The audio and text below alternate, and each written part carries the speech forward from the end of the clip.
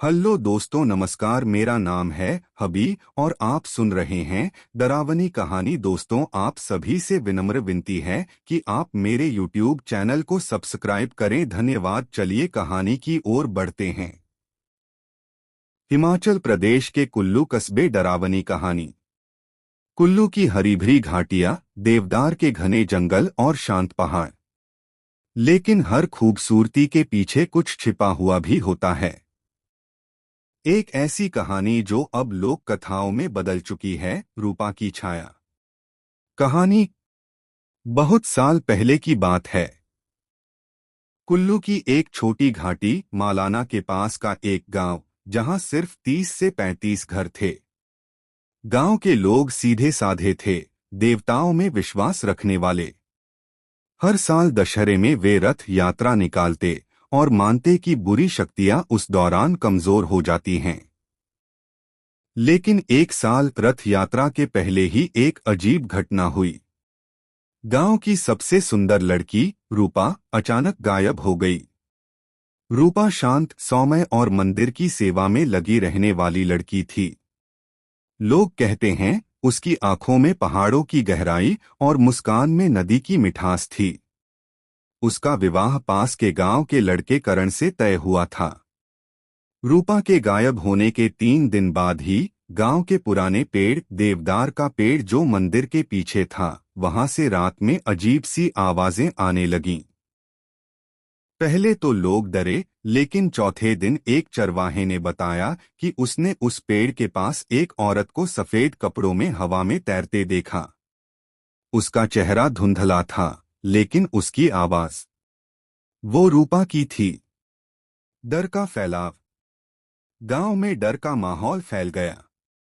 बच्चे बीमार पड़ने लगे, मवेशी बिना कारण मरने लगे।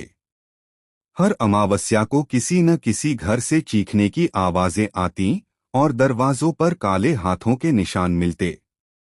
एक बूढ़ी औरत, दादी शांति, जिसने बहुत समय पहले कुछ तांत्रिक विद्या सीखी थी, उसने कहा, रूपा मरी नहीं, उसे किसी ने बांध लिया है। किसी पुरानी आत्मा ने, जो अब उसी के जरिए गांव को श्राप दे रही है। सच्चाई का पता चलता है। गांव के कुछ युवकों ने तय किया कि वे उस पेड़ के पास जाकर रात बिताएंगे। उनमें करण भी था, रूपा का होने वाला पति। आधी रात को उन्होंने सच में देखा, रूपा की आत्मा अधजली सफेद साड़ी में हवा में तैरती हुई।